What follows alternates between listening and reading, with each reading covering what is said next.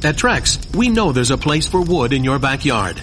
We recommend the fire pit. But when it comes down to choosing the right material for your next deck, look no further than the superior beauty and durability of the world's #1 premium decking brand. Trex delivers the look of wood without all of the work and the worry, and it's made from 95% recycled materials, which makes it the right choice for your backyard 100% of the time. To learn how to make Trex your next deck, visit Trex.com to order samples. Glad you're with us. Golic and Wingo on ESPN Radio and ESPN News, presented by Progressive Insurance.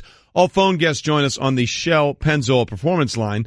This is not only the 4th straight year that we've had the two teams in the finals, the Golden State Warriors and the Cleveland Cavaliers. It's also the 3rd straight year that the Cleveland Cavaliers find themselves down 2-0 in the NBA Finals. So will anything change? Will it be shaken up in any way?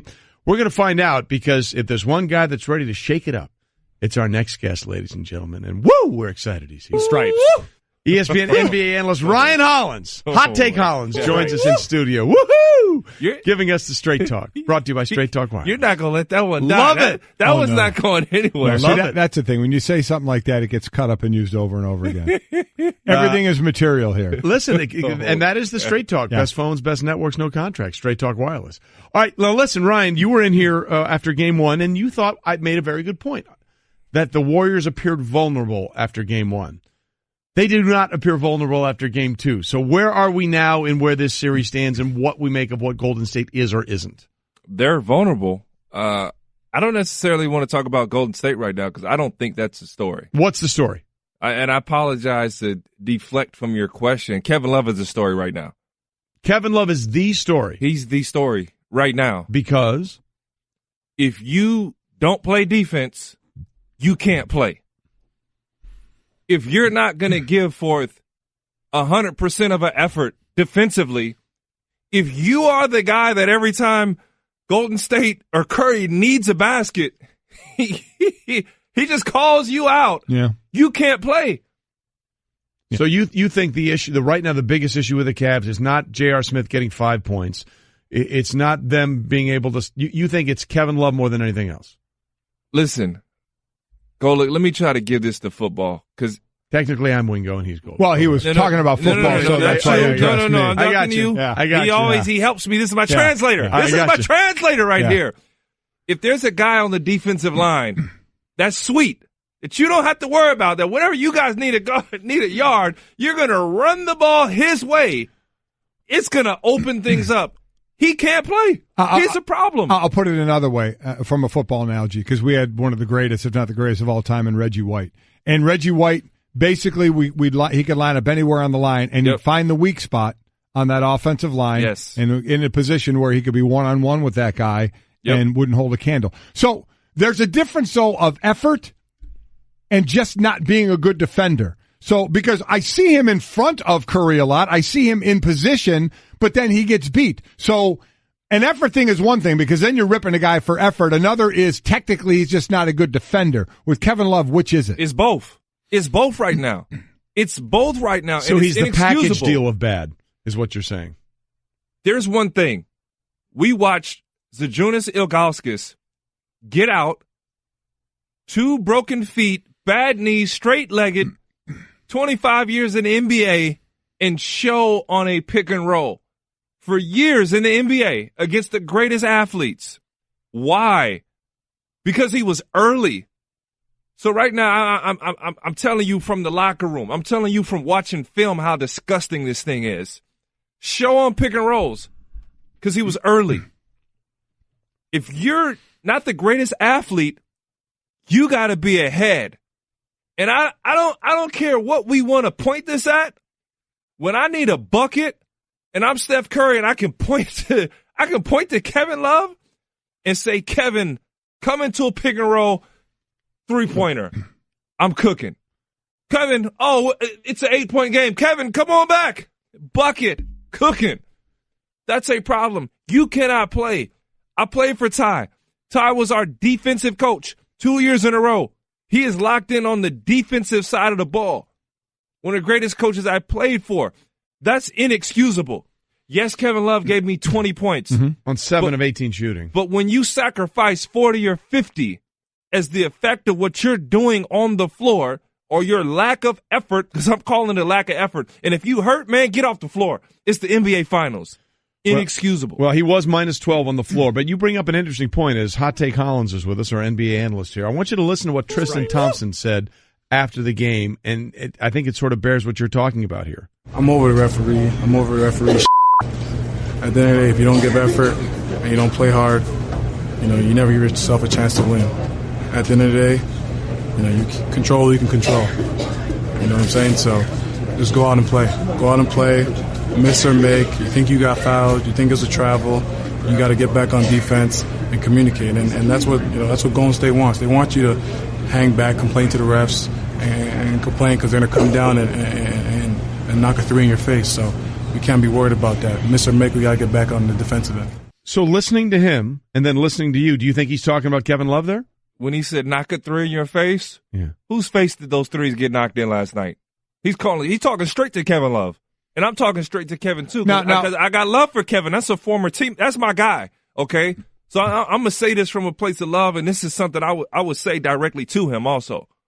So, and I would imagine that what Tristan was also talking about was LeBron as well. Because LeBron complains at one end. LeBron's one of the greatest that we see. Yeah. But he complains. A lot of players complain. Like Draymond complains. But you know what? When you're winning, it's a different story. But when you're not and you complain, you don't run to the other end and the other team has numbers. So I would say LeBron is guilty of this as well as you're focusing on Love. I get it. But would you say LeBron is guilty of that part as well? We saw that 3 or 4 times from LeBron. Yeah. That's definitely a message to LeBron also. Because there were on 2, or at least probably every single one of those plays, when LeBron threw his hands up, or you actually saw him walking back on defense. So we're playing Golden State, and you'll go through the film. We'll question our offensive rebounding. Why? Because we got to get back on defense. And we'll go through 2 or 3 days in a row transition drills in which you're outnumbered going back 4-on-5 on defense. Why? So that you're used to sprinting out the term with your hair on fire, as if you're in a panic to get back because Golden State is that lethal. So LeBron's doing this or he's waving. That's true. It is completely inexcusable.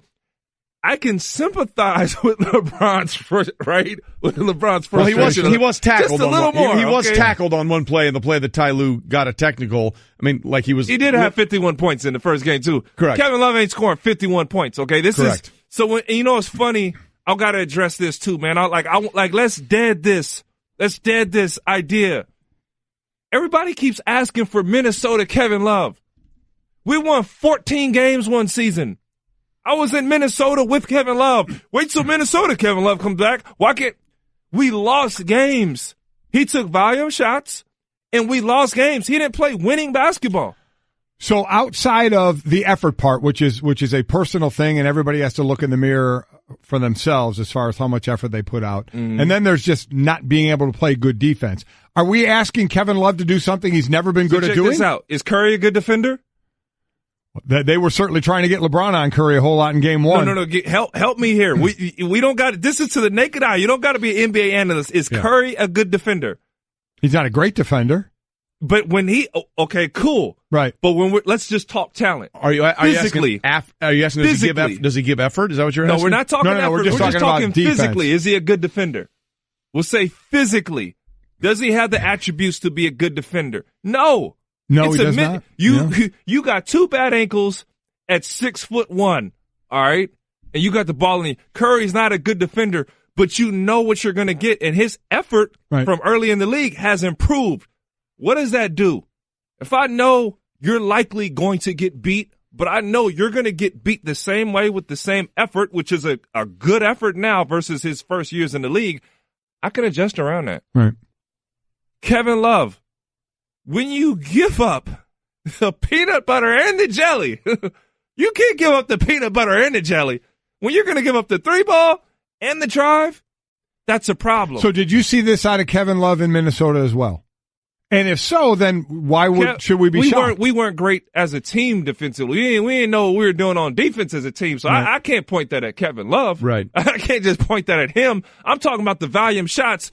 Him getting 20 and 10 as a machine is 20 and 10, and we're losing aren't the 20 and 10. They're going to win you an NBA championship. That's not the Kevin Love, and I'm going to call him out because down 3-1, he played great defense. He improved when they won the championship. Kevin Love was a good defender. He did what he needed to do. ESPN NBA analyst Ryan Hollins joins us in studio. He'll be with us all show on Wednesday, and this is why, as he comes with the heat and the fire. This hour of Golic and Wingo brought to you by La Quinta Inns and Suites. Book at LQ.com and win at business. Okay, so clearly in your estimation, if the Cavs are going to get back in this series and make it a series, Kevin Love has to step up and do some things. There's no question about that. And I don't mean like, see, everybody, that's why I brought up Minnesota Kevin Love. Right. Kevin Love just got 20 points, averaging 20 points in the NBA Finals. Right. Yeah. They're giving the cakes up. LeBron had to score 50, and they got routed last night. When he scored 29, had 13 and 9 assists. And 9 boards, rather. It's bad basketball. It's bad basketball. So they Come sit down with me. Well, they got to play. Well, here's the question. We'll get to that. They got to play somebody because you might want to sit J.R. Smith, who's also doing nothing. But LeBron knows they're going home. This Cleveland team has played much better at home. The Cavs have struggled in the finals on the road. They're not the same team. LeBron, however, wants his team to remain uncomfortable. We want to continue to be uncomfortable. Just because we're going home don't mean we can relax. And this is the last team in the world that you want to relax against. They've proven that they can win on someone else's floor, no matter if it's through adversity, as people may call it, when they were going through the Rocket series or whatever the case may be. They proved they can win on someone else's floor and do it in any fashion, in any way. So I will continue to stay uncomfortable, and I hope our guys continue to stay uncomfortable, no matter what else going back home. All right, we always say role players play better at home, right? In the finals or in playoff games. Can stars like Kevin Love, because let's face it, he's the second star on this team. Any way you look at it, he's the second guy that they count on besides LeBron James. Is he going to play better because they're at home? Is he going to play better defense because they're at home? I hope so, because he can. We've seen it before. I wouldn't be as upset with Kevin right now if he won the NBA champ, if he wasn't supposed to be the second best player on that team, if he didn't have a potential to do this.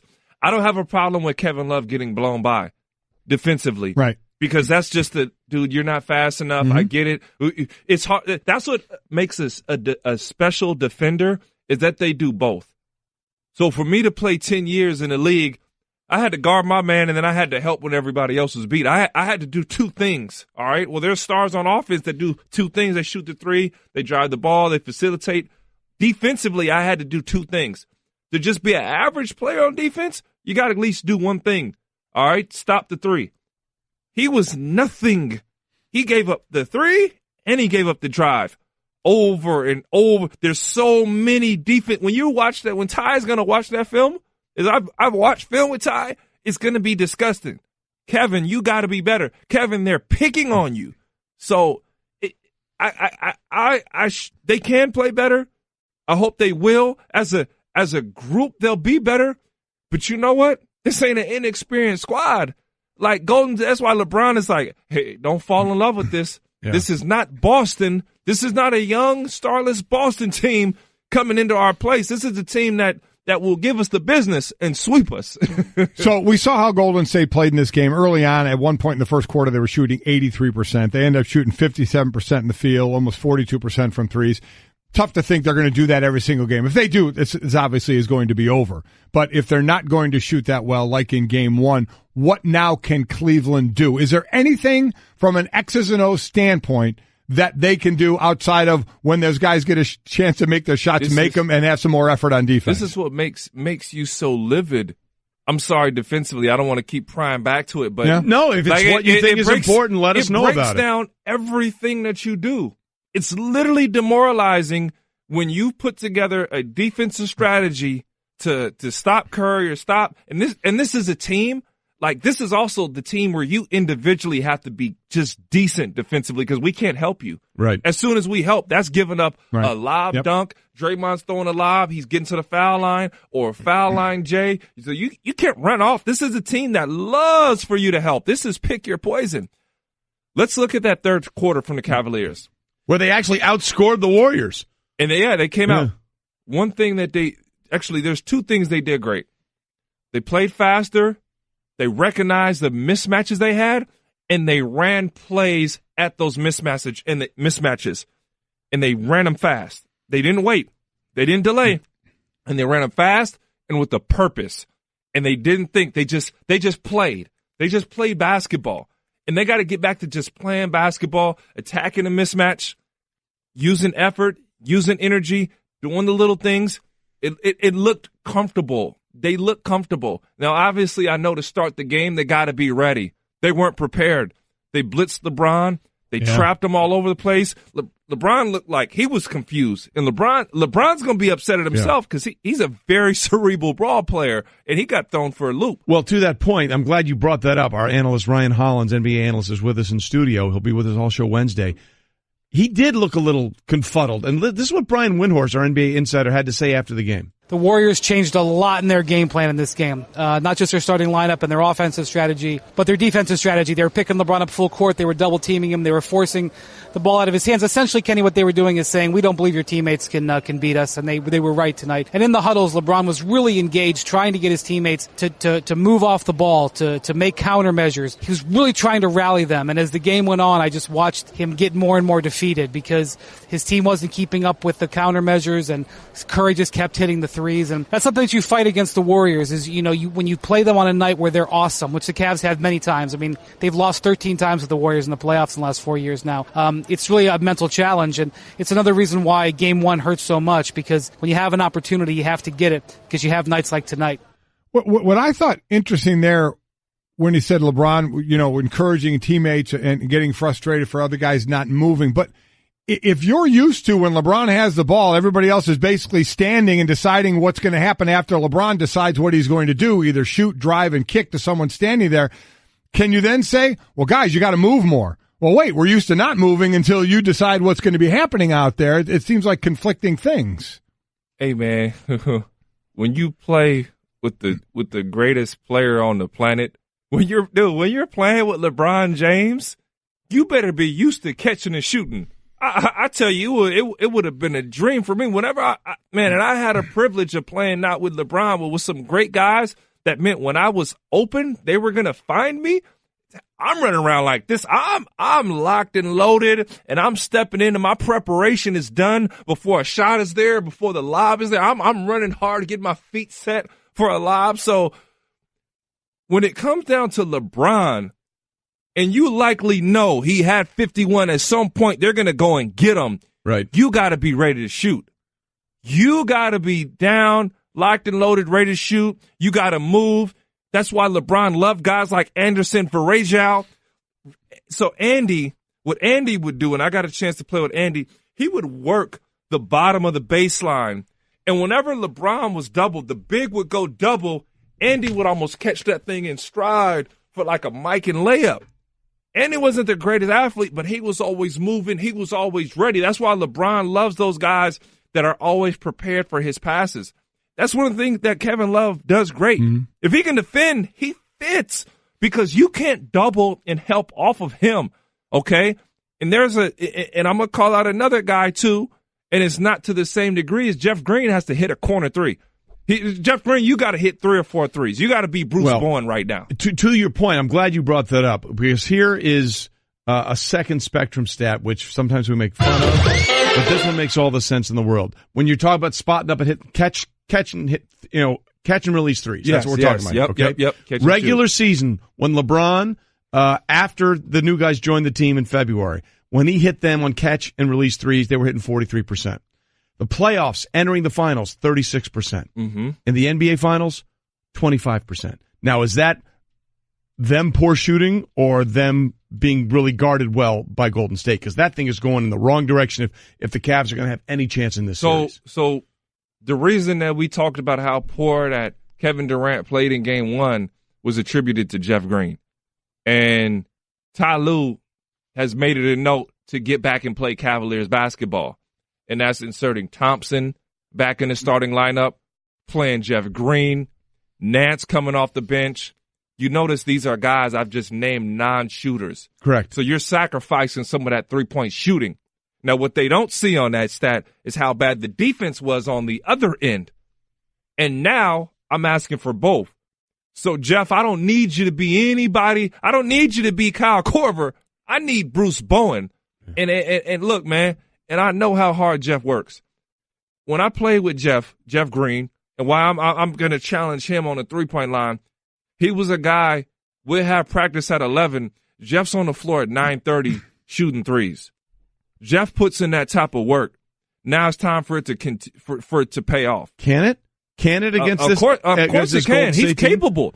Look, I would not say anything about a guy publicly if they weren't capable, if they hadn't done it before, because he's that good and he's impacted the game defensively. They were good defensively outside of Kevin Love just give up the cakes. So to finish up with this, what can you do with J.R. Smith? 5 of 19 in the first 2 games, 3 of 10 in threes, 10 points in game 1, 5 points this past game. Just out of players that you have on this team, can you sit him and bring someone else in, or you just have to hope he starts hitting? I don't necessarily blame J.R. because he was put in some tough situations when he had the ball. He's not the same spring chicken that he was as a young guy that can just go out and create his own shots. He's more so going to manufacture points off of LeBron. And I got to credit the Warriors in this case because the Warriors didn't sit back and say, well, LeBron, we'll see if you pick us apart. JR, we'll see if you get going.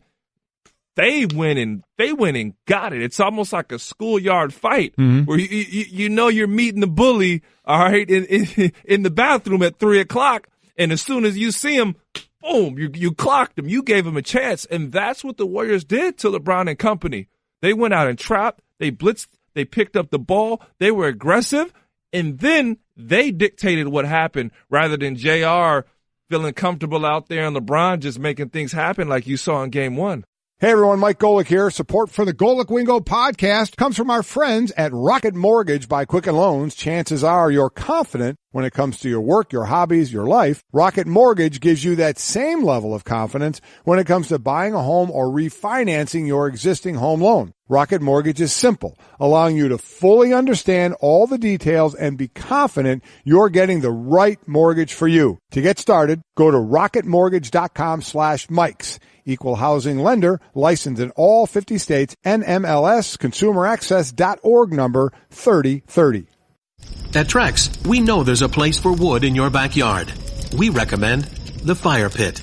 But when it comes down to choosing the right material for your next deck, look no further than the superior beauty and durability of the world's #1 premium decking brand. Trex delivers the look of wood without all of the work and the worry, and it's made from 95% recycled materials, which makes it the right choice for your backyard 100% of the time. To learn how to make Trex your next deck, visit Trex.com to order samples. Every once in a while, Mike, we're delighted to be joined by someone in studio. We always prefer that to the phone line. David Kaplan of Kaplan Company, which follows us on ESPN 1000 in Chicago, joins us now in studio, giving us a Straight Talk brought to you by Straight Talk Wireless. Best phones, best networks, no contracts. So Cap, I got to ask you, is it some sort of prize that you lost that they sent you to Bristol from Chicago? Because Chicago in the summer might be the best city in the world, and you're in Bristol and it's 50 degrees and raining. Yeah, I left yesterday. It was, I think, 84, sunny, gorgeous. Get on a plane, get here, wake up this morning, and it's a downpour. It's winter. Yeah. It's winter. So unbelievable. You lost something. That has to be why you're here, right? I did. Yeah, well, we're sorry about that. Adam Delavitt came to me and said, hey, got a good thing for you. You get to go to Bristol. Yeah, that's good stuff. So in your show, when you're talking about the NBA Finals that we're getting ready to go a little bit ago, were you in any way, shape, or form giving Cleveland a chance to win this thing? I was not, but no. I'm rooting for him.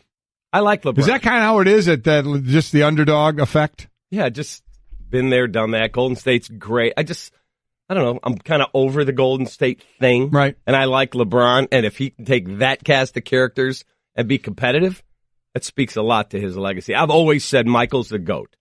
LeBron is just under him. He's the kid.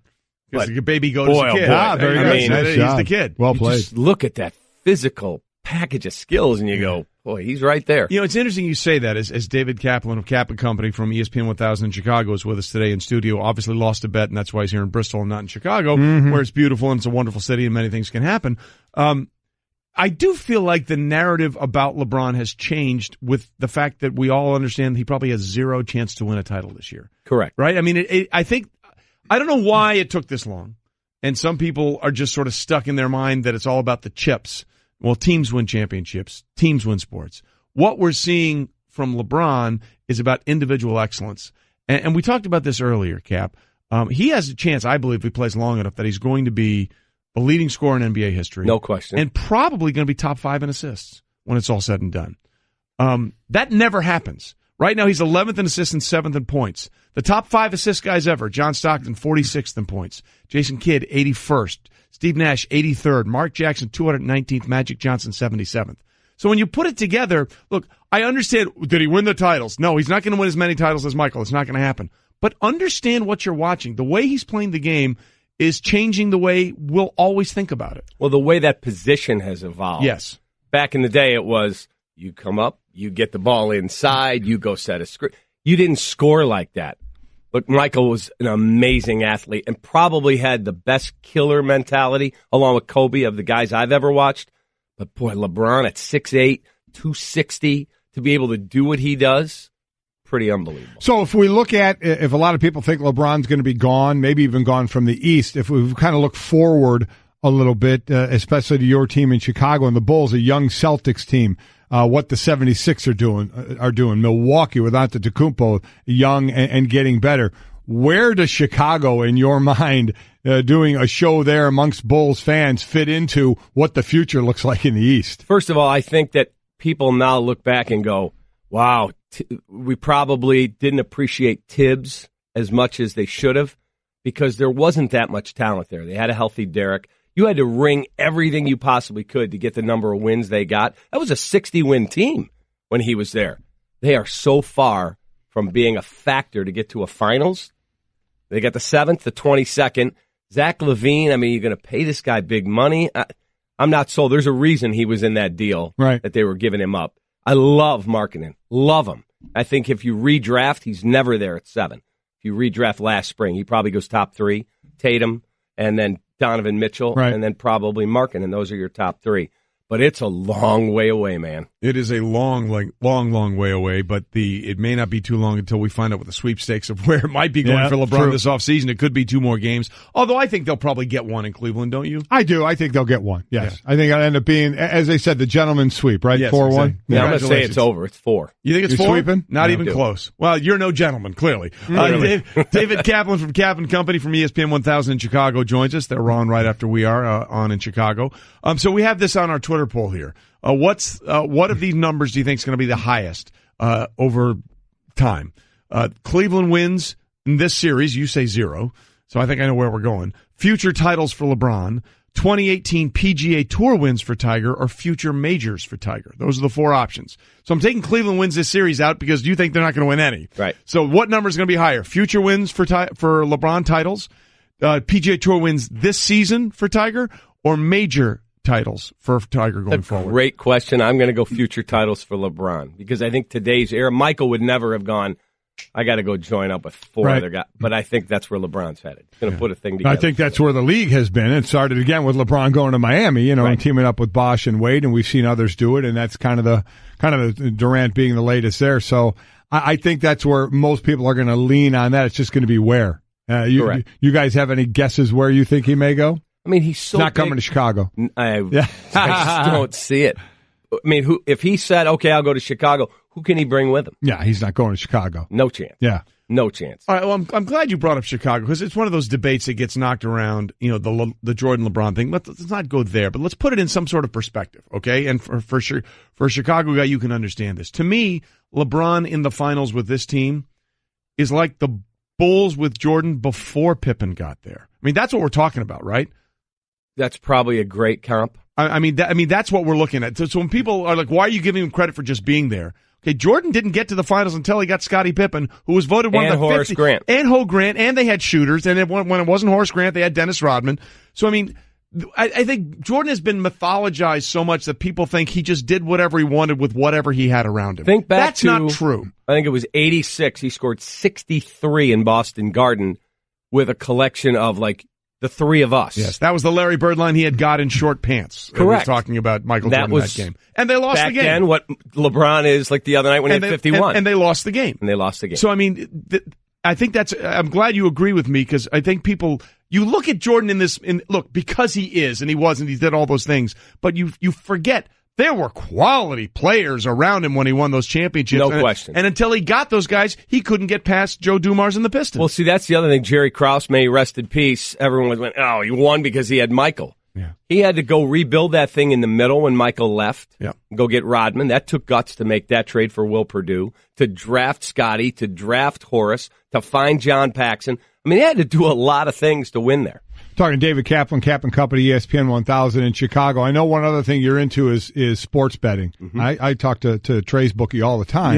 Yeah. On things. Not on camera. This was huge news when the Supreme Court made their ruling. It's kind of gone away until states start to pick the window's it up open. a little. So where do you think this leads? Oh, I think eventually you'll be able to bet at a stadium. I just saw Manchester United Chelsea at Manchester United. One of my kids, a huge EPL fan. Very cool. So we went over there, and we literally went up to a window in the stadium, bet on Manchester United to win the game. We bet on who was going to score the first goal.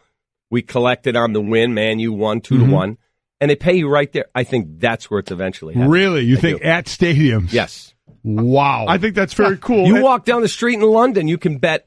Like that's Starbucks. A comparison. They're all over. You can't go a block and a half without finding a Ladbrokes. Exactly. I mean, and look, it's been there for years, and everything is fine. Everything is fine. And again, people have said, well, what about the match fixing in tennis? You know how they found out about the match fixing in tennis?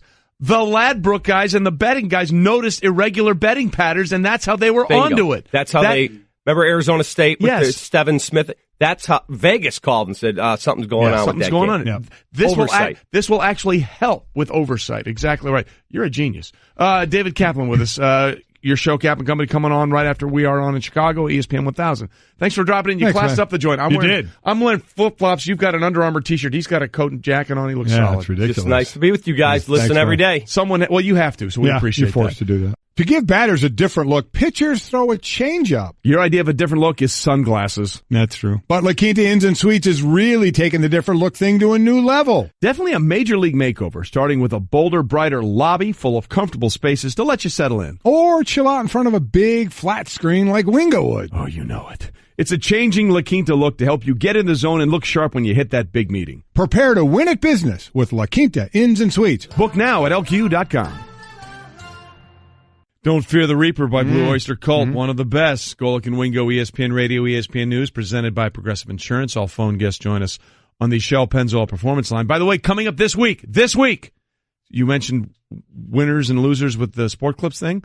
Sports Clip, we're going to have our winners for the Golic and Wingo Leader Retreat. And you know what? I want winners. I want people that want to win. And we wanted people to win. And some of the entries were fantastic. Incredible. We're in the month of June now, folks. It's coming. We so appreciate everybody who entered that. And we'll pick the winners again. That's June 21st, 22nd, 23rd. The next thing we're going to have to do once we get the winners is decide who golfs with who. Yeah. Because there's you, pretty good golfer, and love golf. Love golf. Stu Gott's pretty good golfer, loves golf. Yeah. And then me and my son, we like golf and we're really good drinkers. There you go. So that how we and you have to prioritize. And there's got to be some betting. Yes. Right? Well, it's legal now. Got to be some betting on the course. Do it there. On shots, and I don't mean drinking shots, on shots, putts, everything. That will also happen. Well, that's true. Here's the bigger question, though. What's the prop bet that your son tries to show up and play golf in the male romper?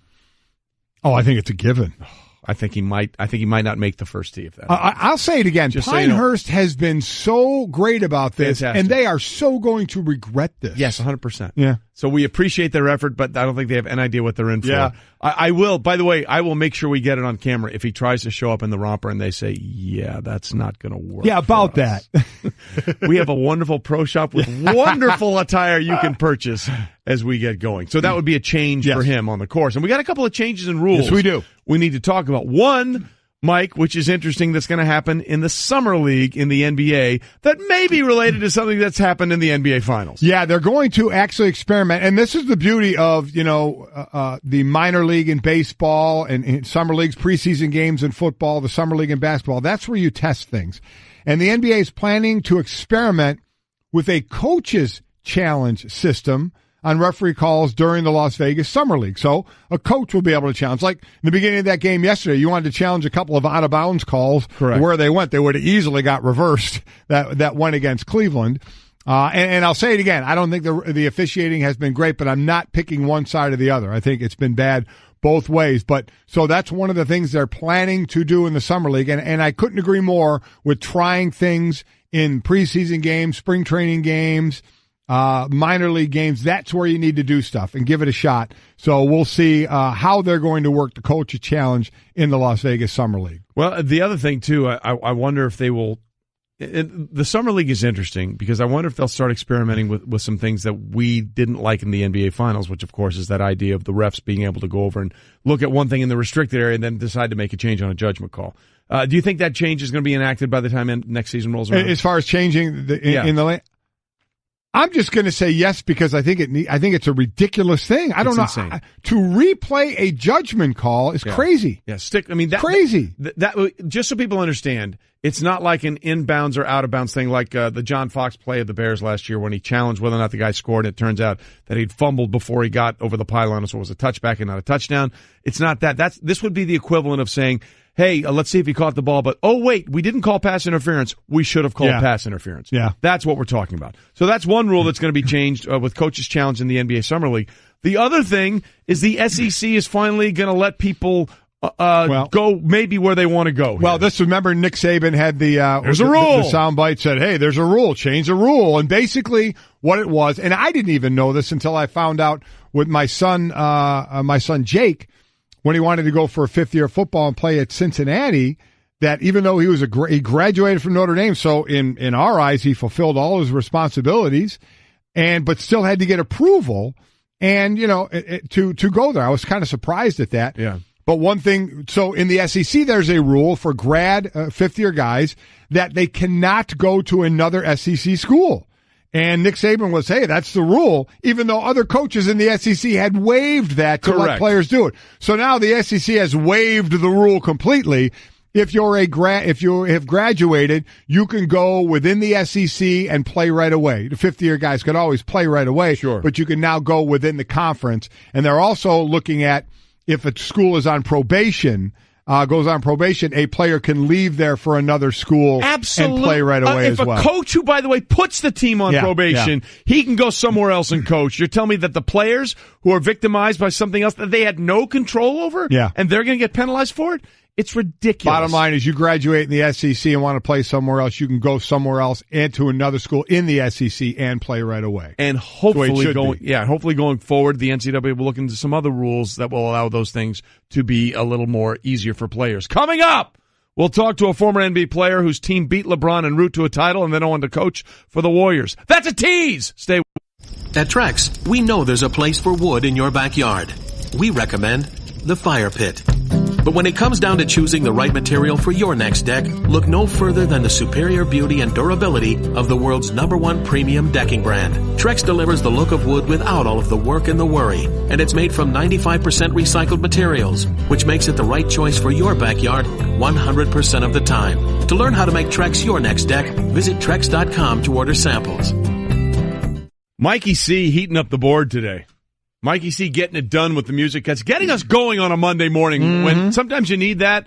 Here in Bristol, it's 47 degrees and sleeting.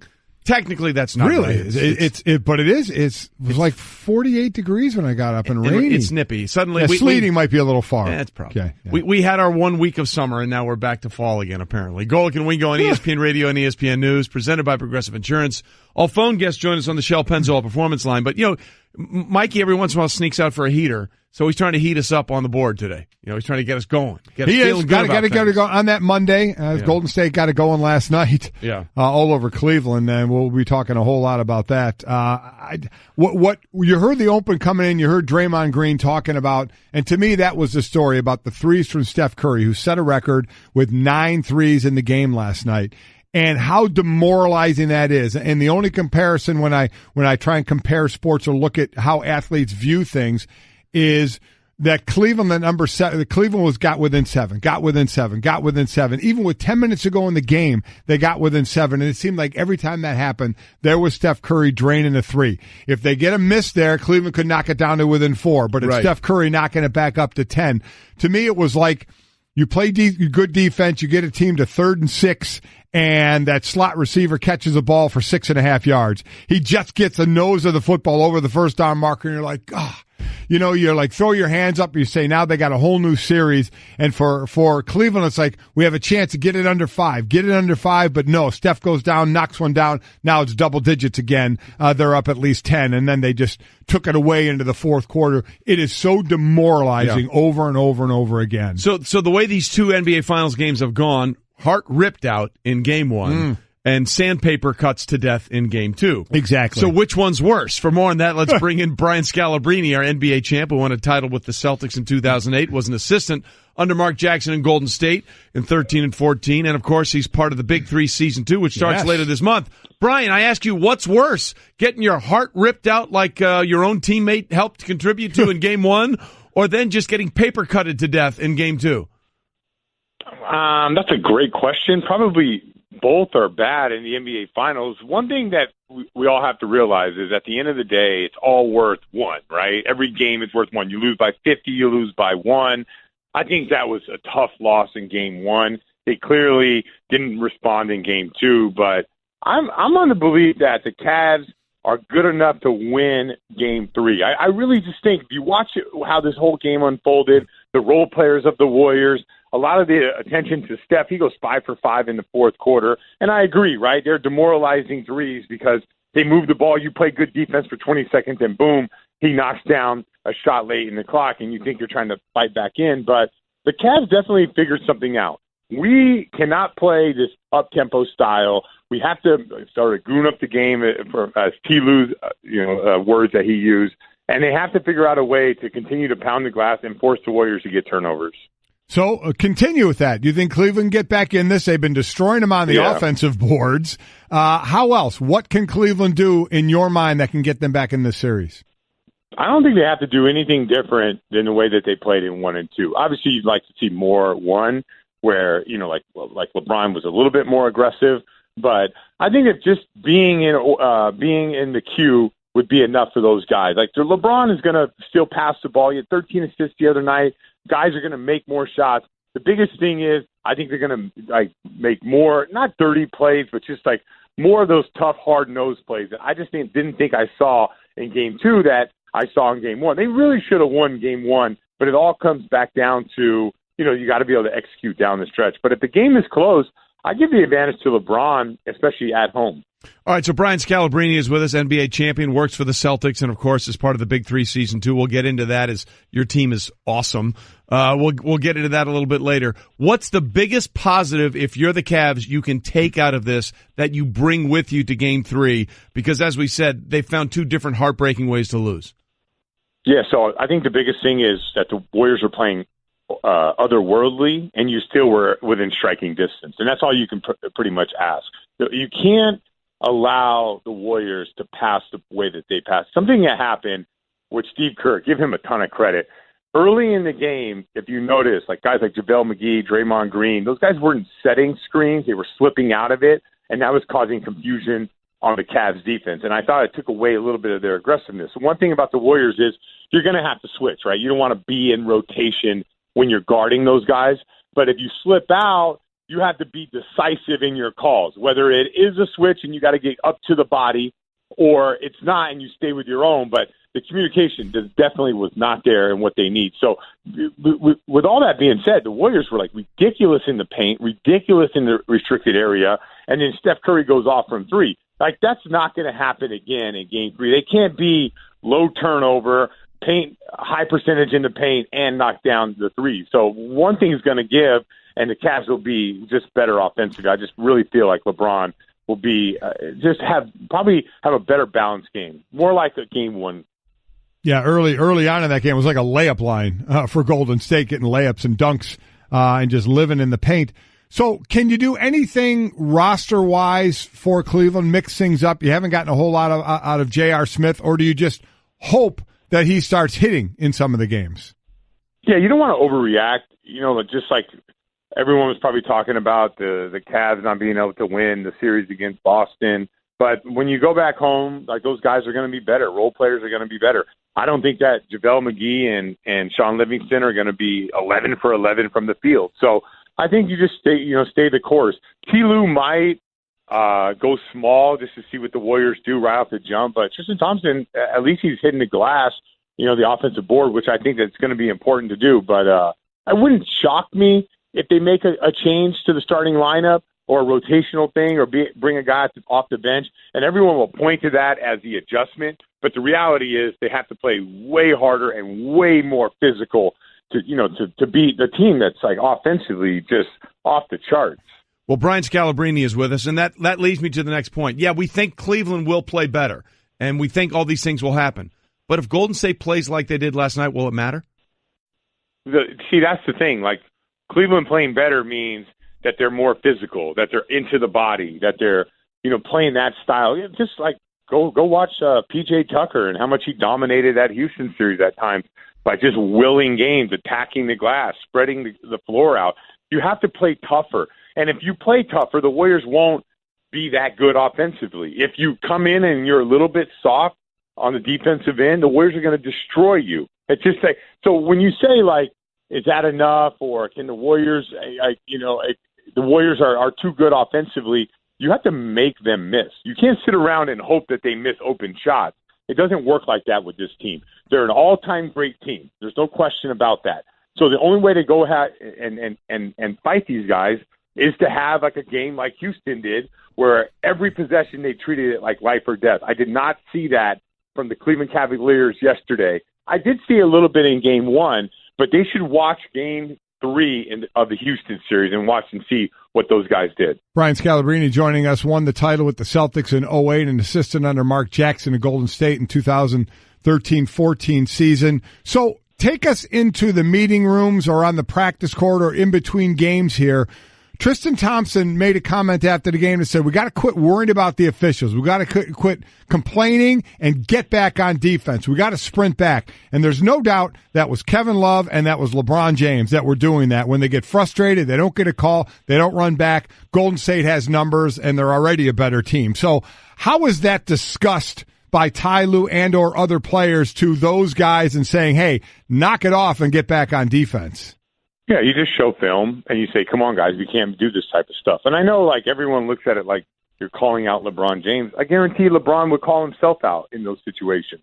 Like, they all know what they have to do. They know that they have to, you want to make this and grandstand the officials and not get back and you give up a three. They understand that if you do that and you go to the basket and you get fouled and you miss and you don't sprint back and they come down and hit a three, they understand it's a 5-point swing. That could be the difference between winning and losing. So I don't think that's as much of a big deal as what they'll show when, like, two guys come together and if you watch, the Cavs had their hands down all night, Warriors throwing right over to the top, or straight line passes, cross-court straight line passes. I think that'll be the main focus. If you want to see if the Cavs come out in a different mentality, just watch their hands at just the first 4 minutes of the game. My guess is all their hands will be up. They'll have active hands. They'll get more deflections. And that will, as much as, like, people want to make a big deal about huge adjustments, that's going to be the slight adjustment that the Cavs are going to make. They're just going to make it tougher for the Warriors to make those easy passes. And you have to turn them over. They are loose with the basketball. And I think their focus is going to be, let's see if we can turn them over. And in our home building, we'll get out and run a whole lot more. I was a part of that Cavs series against the Celtics, just, we're watching both of those games, and Cleveland's energy in their building is it's very, very different than the way they play on the road. Brian Scalabrine with us, the White Mamba, as his nickname is. TV analyst for the Celtics, as you just alluded to, but you were also an assistant coach under Mark Jackson in Golden State in 2013 and 2014. And that's sort of, Brian, when Steph Curry blossomed into Steph Curry. I mean, his first 3 years in the league, 17.5, 18, 14. But starting 2012-13 and then 2013-14, 22, 24, and it's been going that way ever since. When you were there, did you see glimpses of what he was about to become? Yeah, as soon as so basically I was off the staff, and then when I got hired by the Celtics, I kind of was like laying low. The first thing I said was, Steph Curry's going to be an MVP of the league one day, and everyone thought I was nuts or anything like that. He was like a pocket pass, basically coming off the screen and being able to get rid of the ball quickly and efficiently away from being an MVP. Because I watched him work, I watched him shoot, I watched his ability to create space. I saw the league kind of shifting into it's more about guards who can take it off the bounce, more about pick and roll guys who can shoot out of it versus guys who can get downhill. And I saw it right then that this guy was a special player. Now, there's some things that he could still get better, like he was loose with the ball when he won the MVP. There's no question about that. But there's one thing, I've been around a lot of guys. I've never been around a guy who could work the way that he works. Because he is. Ray Allen was a great worker. Like, I think Steph Curry would floor a guy like Ray. And Ray was like a guy who's known legendary as how hard he works, how early he gets to the gym. Steph Curry's work ethic is ridiculous. All right, Brian, Big 3 season starts a little later this month. Ready to go? Give us a little preview. So I am ready. I got my trash talking hat on, but ultimately I got to perform, right? I can't just sit there and win the trash talking battles or the battles with Michael Rappaport on the sideline. I have to eventually make some shots, and it's a make-miss league, and that's what guys say when they make excuses when they lose.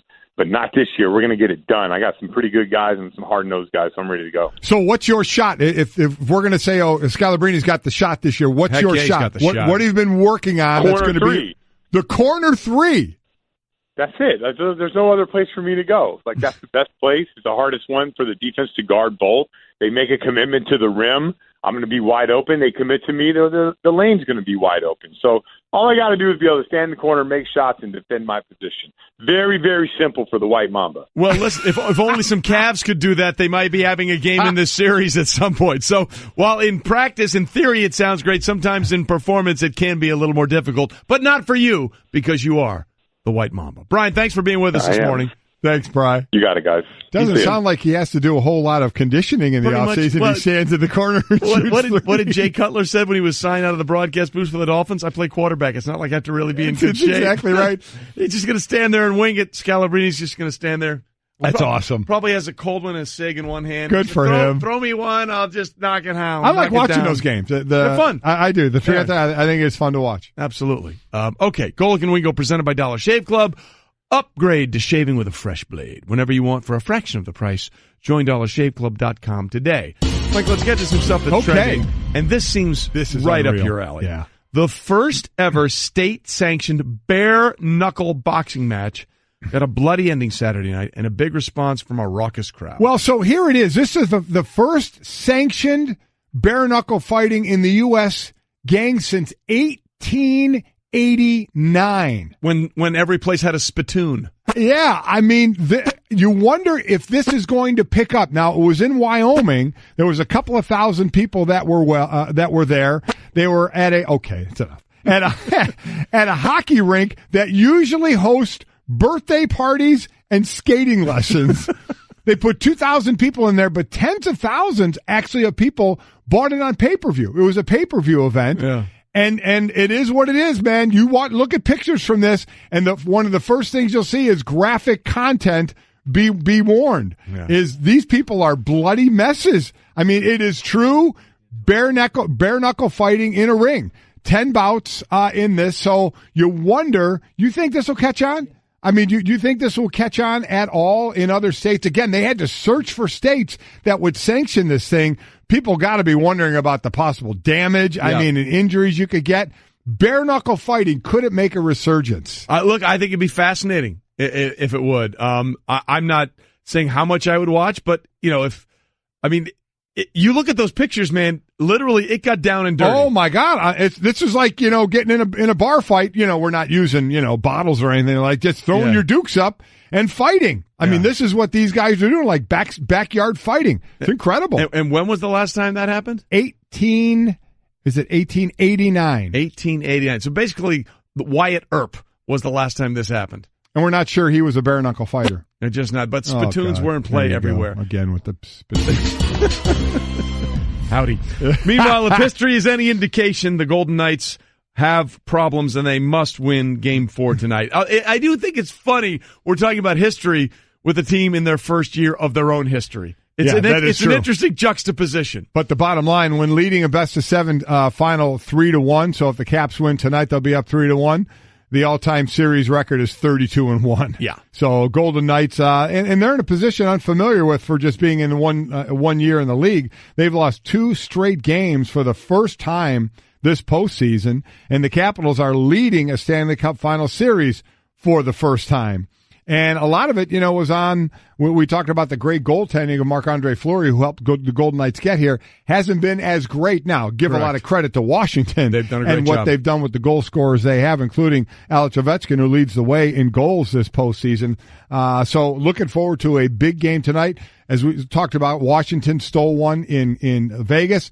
Vegas got to do the same thing. They got to get that split in Washington before they go back to Vegas. We'll see. We'll see where this thing goes. But man, oh man, a lot of hope in Washington for a city that has certainly not seen a championship in a while. Well, I have so many of my friends that are Caps fans in that area, and they keep telling me we're just 2 games away. I'm like, those 2 games, That's a hard 2 games. Those are the biggest 2 games in your life. So just worry about tonight. And again, the Vegas Golden Knights got to worry about tonight. We talked about it. It's only happened one time, 32-1. Right. The only time a 3-1 loss in a best-of-7 series was overcame. 2 years ago? 3 years that ago? would be 1942 when the Toronto Maple Leafs beat the Detroit Red Wings after trailing 3-0 in that series. Wow, So this was like the Yankees versus the Red Sox in 2004. 2004. Yeah, when they're up 3-0. So that's what they're staring against, and we'll see how that plays out. And then there's this, Mike. Former Heisman Trophy winner Johnny Manziel made his preseason debut in the CFL on Friday night. He completed 9 of 11 passes for 80 yards in 5 possessions, but did not result in any points for the Hamilton Ticats. Yeah, and again, remember, he's backing up Jeremiah Masoli, who was a former quarterback at Oregon, who's the starter out there right now, and June Jones, who is the head coach. He confirmed this week that, absolutely, Masoli will be the opening day starter. So Johnny Manziel is not going to be the opening day starter. Now we'll see where it goes from there. Masoli in that game was 8 of 13, 115 yards, 1 touchdown, and 2 interceptions. The Ticats lost this one to the Toronto Argonauts, 36-18. I saw some of that game, and Johnny Manziel did Johnny Manziel things. A lot of it on the move, out of the pocket, creating things on his own. This is a situation where he's going to show not only we know he can do that stuff out of the pocket, but in the pocket type of passing that he can do. He was running around making some plays in this. But again, the news coming out of here is he wanted to go get reps in the CFL. June Jones said, at least as the opening day is concerned, Johnny Manziel will not be the starter. Was there anything there that you saw that made you think, okay, the CFL might be a good place for him? Well, no, I think it's a good place for him just for the fact if he gets to playing, he's going to be throwing the ball. Now, Johnny Manziel is a creator, and while you can create more in the NFL than you could years ago, it is still a league you have to make your bread and butter's got to be passing from the pocket. And he still looks to move around. Some of it was by no choice because of pressure. Correct. Others, that's kind of the way he plays. So I think it'd be good to get reps, and it's without a doubt a passing league. Pocket 3-5 steps, boom, get the ball out. Still, again, creating stuff on his own, something that he's known for doing. If he gets some good quality minutes in playing, I think it could definitely help him. Do I think he's going to get back to the NFL and be a quarterback? No, I do not. Yeah. But he's out there trying to give it a shot, and he's in a place where if he plays, he's going to get a whole lot of pass attempts to try and improve that part of his game. Look, for him, it's a way to just get the thing that he said was missing in his life back. I mean, he really, once football was taken away from him, he realized how much he missed it. And it's a step forward for him. We had him on the show earlier. We asked him what a win would be, and he said he didn't know. He just wants to start playing football again. And he's going to be a backup. Yeah. So, we saw his interest level in Cleveland when he wasn't the starter, but he said he's learned, when you're the backup, you're one play away from actually being in there and playing. So we'll see what it will be like as he opens up the season as the backup for the Hamilton Tiger Cats. A very small baby step for Johnny Manziel going forward back to playing football. Coming up, math in my favor. Oh, no. Oh, he looked good. Yeah, I got a Tiger folder, okay? Tiger Woods, yo. I was told there would be no math. Yeah. Plus, I hung out with an athlete this weekend that you know best from his reality television days, and it turned out to be a very interesting experience. Hey everyone, Mike Golic here. Support for the Golic Wingo podcast comes from our friends at Rocket Mortgage by Quicken Loans. Chances are you're confident when it comes to your work, your hobbies, your life. Rocket Mortgage gives you that same level of confidence when it comes to buying a home or refinancing your existing home loan. With Rocket Mortgage, you can apply simply and understand fully so you can mortgage confidently. To get started, go to rocketmortgage.com/Mikes. Equal housing lender, licensed in all 50 states, NMLS consumeraccess.org number 3030. Decking, railing, lighting, furniture, fencing, framing. At Trex, we make the most in outdoor living because you deserve to get more from your life outdoors. So why not start bringing your ideas to life now with the brand that's engineering what's next? To learn more about all of the outdoor solutions Trex has to offer, or to find a local retailer or a certified Trex Pro deck builder near you, visit Trex.com. That's Trex.com. Well, we've got some breaking news, and if you're a tennis enthusiast, you might not like it. Serena Williams has pulled out of her fourth-round match against Maria Sharapova because of an arm injury, that according to multiple reports. So Serena Williams, who has dominated Maria Sharapova, had won 18 straight matches against her. Maria Sharapova has not beaten her since she was 17 years old, since Maria Sharapova was 17, not Serena. 18 straight times. So Maria Sharapova does advance to the French Open, and Serena Williams is out. So, Sharapova, and this is ranked or was seeded 26 in this event, and obviously Serena, we've been talking about, was not seeded at all. Sharapova has been back for a little over a year, I believe, since her drug suspension. Correct. And Serena's missed 450 or 490 some days, I believe, from the birth of her first child. And this is true in any sport. When you're coming back from a long layoff, is not only is the knock off the rust, and we saw it with Serena in her opening round match. She was down 0-3 in the first set, down 0-2 in the second set, came back to win both. But then there's the injury. Not only the rust, but then the injury. How do you feel? What can you pull that muscle? Can you possibly hurt something when you're just coming back? And here we find out she has some kind of an arm injury. Don't know any more of the specifics of that yet at this point. But that's one of the big worries is rust and then injury as you're coming back until you've been back for a while to get back in the groove. It's almost like in football when you injure your knee and then suddenly you hurt your hamstring because you're trying to overcompensate for one other thing. Or you've been out for a while like that guy that holds out or something, and you come back and you get that hammy injury. Joey Bosa's rookie year. Or that calf or something, you get that strain when you're coming back because it's tough to prepare for the actual tournament itself with that play. So it's a shame. It looked like, Serena back on. We're in an area for her, as she is, that she's just not used to missing this much time. It's her first child, never had a child before. We know of others, including Kim Clijsters, who in 2009, her first, she won the U.S. Open after having her first child. Margaret Court won three of the Grand Slams after having her first child. We all believe Serena will do that as well. But, it still seems there's a little more rust from not playing and then the injury bug here to knock off. So, again, in their fourth-round matchup, Serena Williams has reportedly pulled out because of an arm injury, thus giving Maria Sharapova the walkover. And it's the first time since Maria Sharapova was 17 in 2004, when she was able to beat Serena Williams twice that year, that she has walked off the court. A winner, albeit not in the more conventional way. Yes, exactly. In basically in a retirement from Serena Williams, but Maria Sharapova is through to the next round, and we hope that Serena gets ready and right for Wimbledon, where if she is healthy, she will be a prohibitive favorite. Golic and Wingo on ESPN Radio and ESPN News, presented by Progressive Insurance. All phone guests join us on the Shell Pennzoil Performance Line. And then we get to golf. First of all, congratulations to Bryson DeChambeau, who won Jack's tournament, Muirfield Village, the Memorial. It's one of the more spectacular golf courses you can play. And it's phenomenal. Wasn't the prettiest win in the world as he ended up, he and Kyle Stanley ended up both bogeying the last hole. Right. So it went to a three-person playoff I'm horrible at his name. Young. Thank you very much. You're welcome. Was waiting in the wings and got exactly what it needed to get back into it with both players bogeying. But then Stanley goes out in the first playoff hole, and then DeChambeau hits that, about 10, 12 foot or 9 foot or whatever it was for the win, something that he missed in regulation on the 72nd hole for the win. He ends up getting the win, not in the prettiest of ways. So he is your winner. Yes. But now you're going to tell us why Tiger Woods could have won. Very easily could have won. But he didn't. I'm not saying he didn't. He didn't win.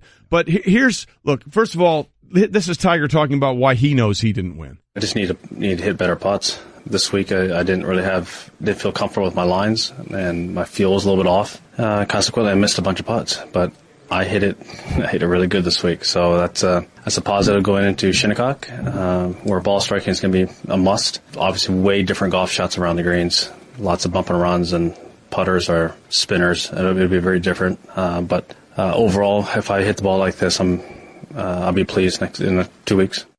Again, he's talking about Shinnecock, which is where the U.S. Open will be in a couple of weeks. And, Tiger's right about his ball striking, though. It was very solid. Yes, it was. Just so we understand what's going on here, okay? Tiger missed 7 putts inside of 5 feet. Yes, he did. The field average was 1.5 missed putts inside 5 feet.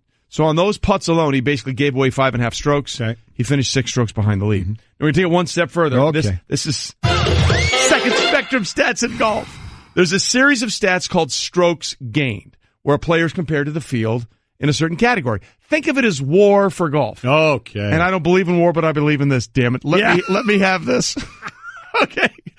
Tiger was first in the field in strokes gained tee to green. In other words, essentially, he was hitting the ball off the tee and onto the putting surface better and more accurately than anyone. Mm-hmm. Number 1 in strokes gained.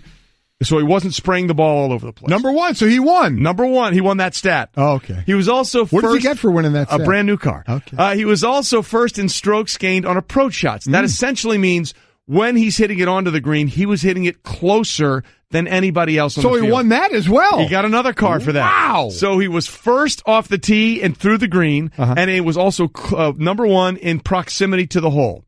He was now when he missed the green, whether on a par 5 or a par 4, where you want to get up and down from around the green.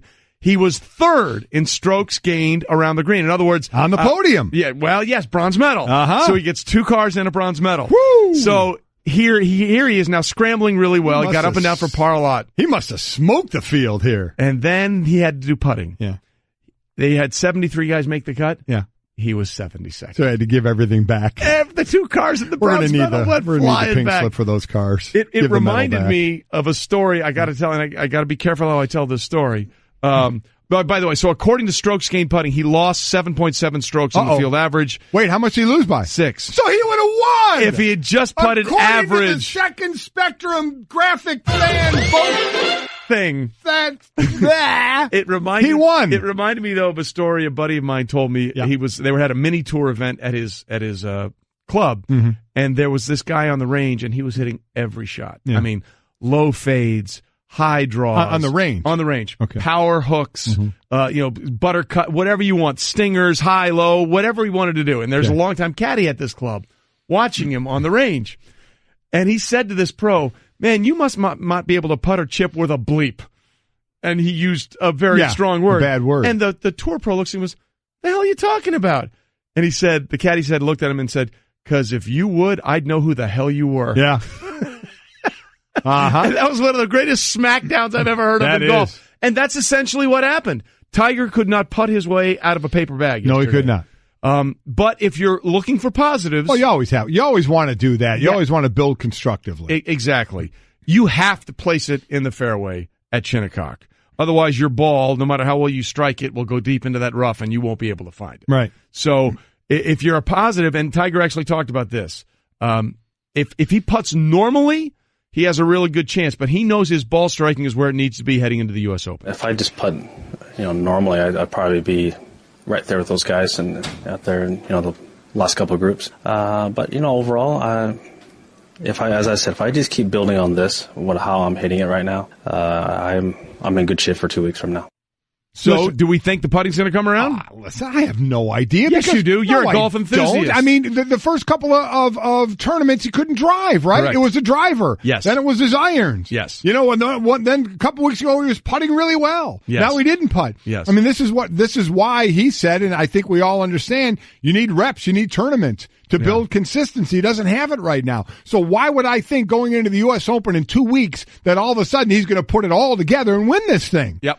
I mean, that's a little far-fetched.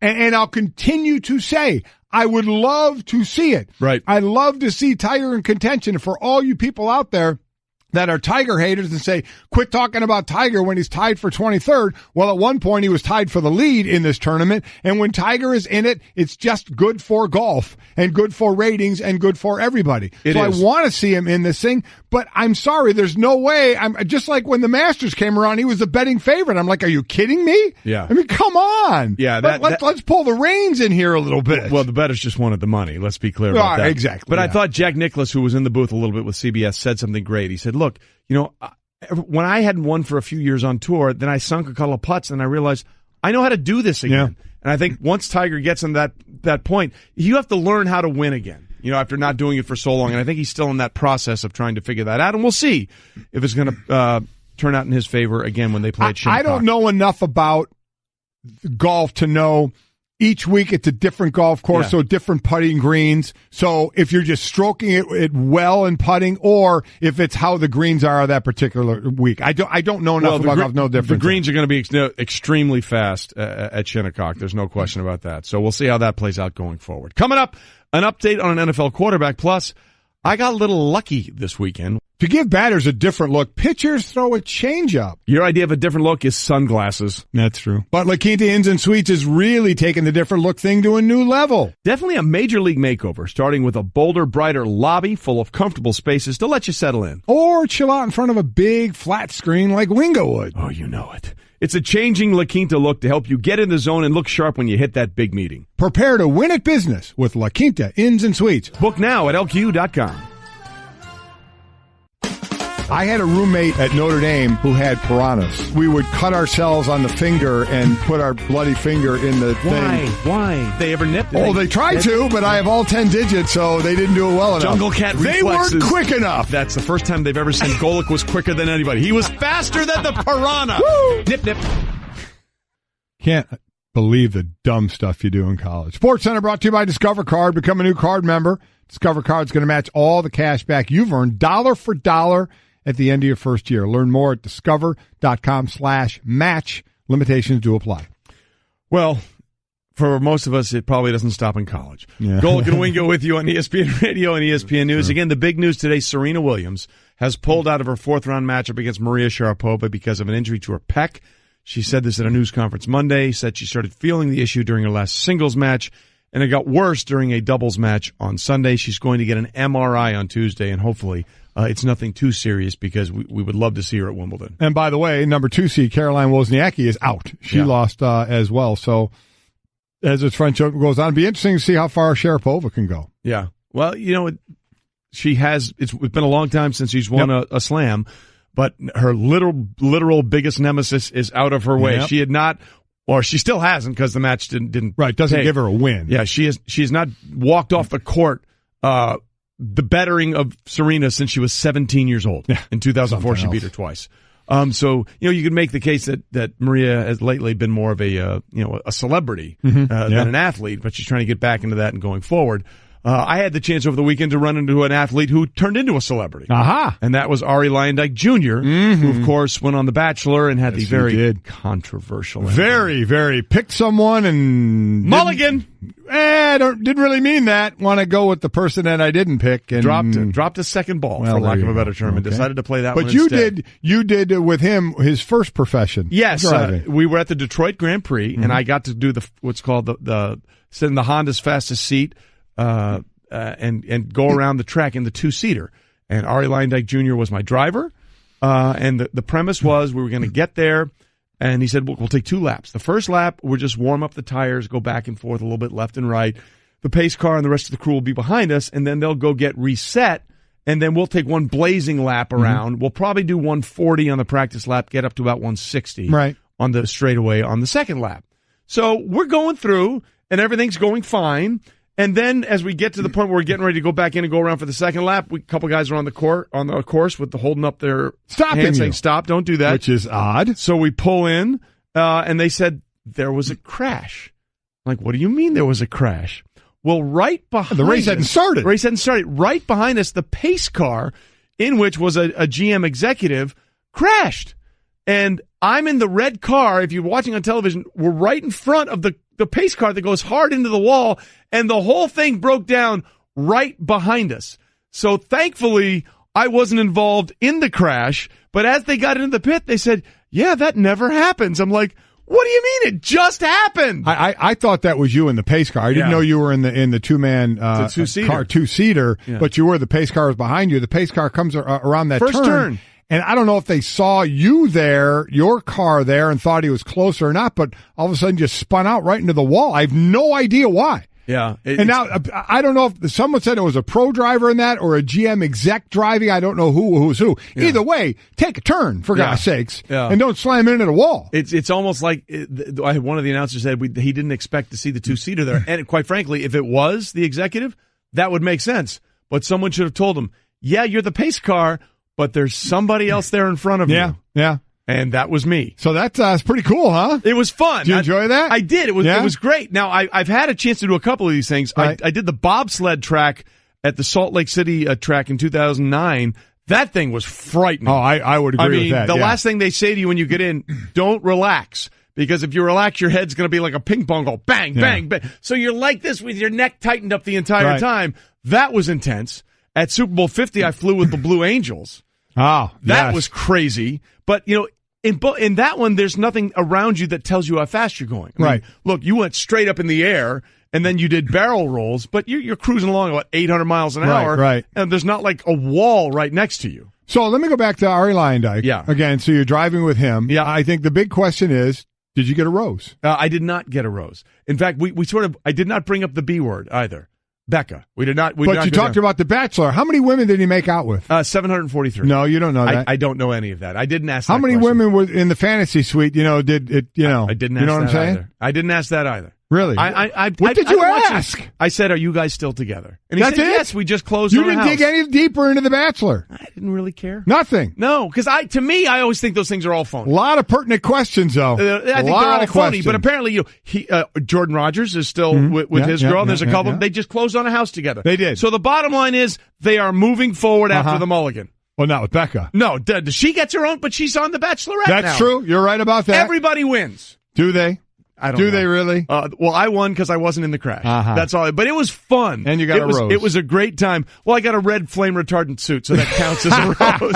All right, by the way, you excited? You going home. Going home. We're going home to Cleveland. We're going to do the show from Cleveland tomorrow, and we'll try and get people on to urge the Cavs to get back in this series. Yeah, good luck. And I'm still looking for that rose. But I survived the crash. We'll see you from Cleveland.